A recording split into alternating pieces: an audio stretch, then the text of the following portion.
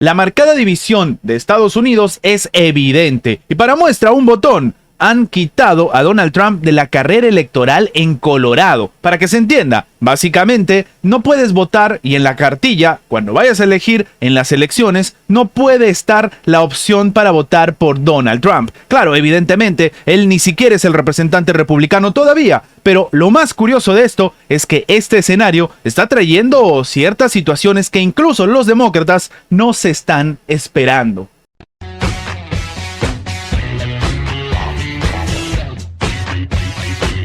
La Corte Suprema de Colorado ha dictaminado que el expresidente Donald Trump no va a figurar en la papeleta de las primarias presidenciales republicanas del estado. Según varios expertos, sin embargo, esto no es realmente algo que le favorezca, por ejemplo, a Joe Biden, sino que puede terminar afectando más al Partido Demócrata. Sí, la sentencia dictada el 19 de diciembre por la Corte Suprema de Colorado no tiene precedentes. Es la primera vez en la historia de un país que un Tribunal Supremo de un estado excluye a una persona del ejercicio de un cargo en virtud de la sección 3 de la 14ª enmienda, participación en rebelión o insurrección contra Estados Unidos. El razonamiento que motivó esta decisión se basó en la conducta del expresidente durante el asalto al Capitolio el 6 de enero. Trump recurrirá entonces a esta decisión de la propia Corte Suprema de Estados Unidos en un tribunal que cuenta con una mayoría conservadora.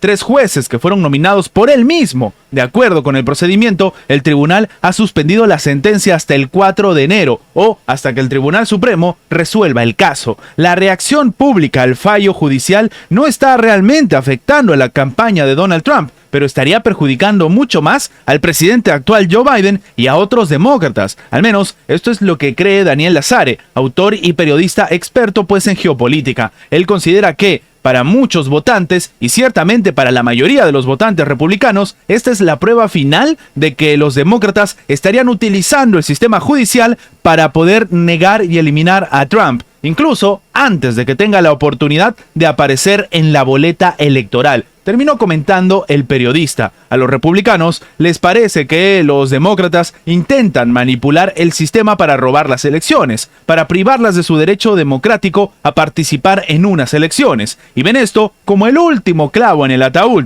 Claro que la Corte Suprema podría deshacerse del daño anulando la decisión de Colorado, pero aún así, él cree que los demócratas acabarán gravemente perjudicados en esta decisión. De hecho, esta es la mejor campaña para Donald Trump, porque si esto se llega a revertir, no solamente está este escenario en el cual los republicanos tenían pues mermada su decisión a la hora de participar en la elección, sino que, curiosamente, empiezan a entender que de repente Donald Trump sería un perseguido político y que el Estado profundo no quiere que él salga. Y sí, esto generaría que la gente empiece a votar de manera masiva por él. En este caso, algunos expertos dicen que esto en realidad es o debería considerarse un asunto partidista, teniendo en cuenta el hecho de que el Tribunal Supremo de Colorado tiene 7 jueces, todos ellos nombrados por gobernadores demócratas. Y claro, la instancia superior, curiosamente, ha sido nombrada, como hemos dicho, algunos de ellos incluso por Donald Trump. De hecho, también se ha recordado el caso de Dan Patrick, vicegobernador de Texas,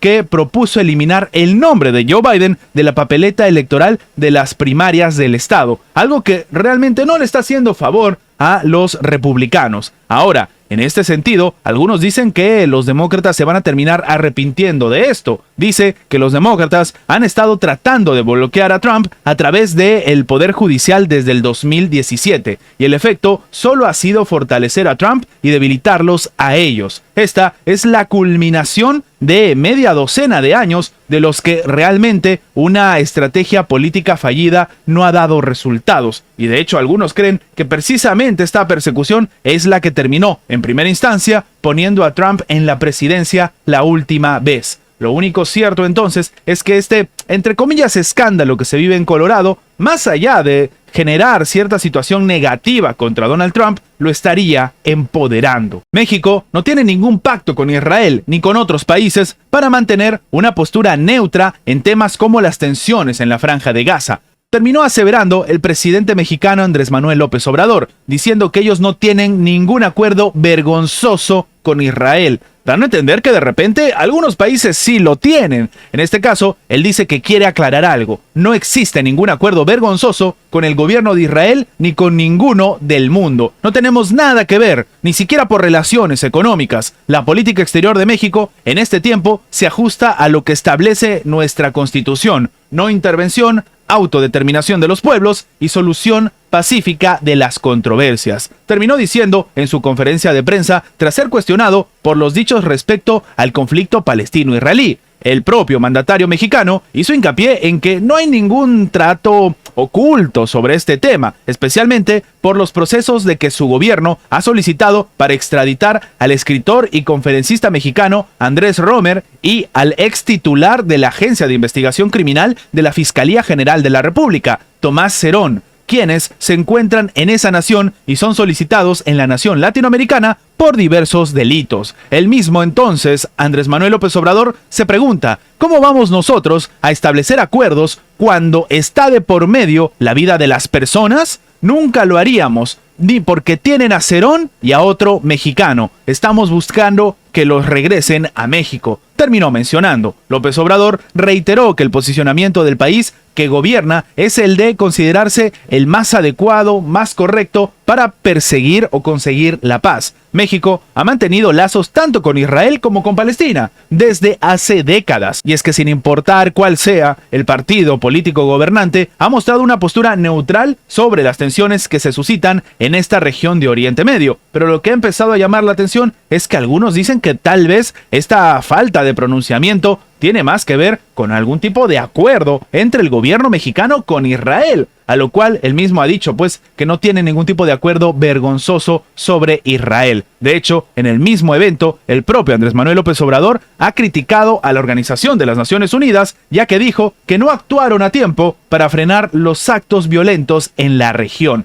lo cual demuestra evidentemente un malestar que muchos también hacen, o al menos sacan a relucir. ¿Dónde rayos está la Organización de las Naciones Unidas? Y más importante, ¿dónde estuvo todo este tiempo? Él mismo dice que cree que la ONU se tardó, porque desde los primeros momentos se debió llamar a todos los países miembros de las Naciones Unidas que no dimensionaron lo que podía pasar y empezaron con las condenas cuando se tenía que hacer o haber buscado acuerdos desde el principio. Lo que atinó a hacer en ese momento la ONU, es decir, que ellos no apoyaban lo que estaba pasando, pero nada más. Y claro, ahora que lo intentan hacer, aparecen, por ejemplo, Estados Unidos y veta la decisión de formular pausas estratégicas para ayuda humanitaria a los palestinos en Gaza. Y sí, desde el 7 de noviembre, un mes después de la escalada del conflicto entre Israel y Palestina, el presidente mexicano ha descartado romper vínculos con Israel, y esto también es importante tenerlo. Optamos por el apego a los principios constitucionales de solución pacífica de las controversias, y esa va a ser siempre nuestra postura, aseveró en la conferencia de prensa matutina. Pero aquí lo que llama la atención es que las palabras de Andrés Manuel López Obrador demuestran que tampoco está apoyando realmente a Israel, como decían algunos, aunque evidentemente y en su momento también salió al frente a criticar lo que sucedió por las acciones del grupo Hamás. Antes de terminar, los invitamos a que se hagan miembros del canal para que, además de tener acceso a la pestaña de comunidad donde publicamos muy a nuestro estilo las diferentes situaciones que suceden en la geopolítica actual con diferentes artículos y, como siempre, sin seguir ninguna agenda como hacen algunos medios tradicionales,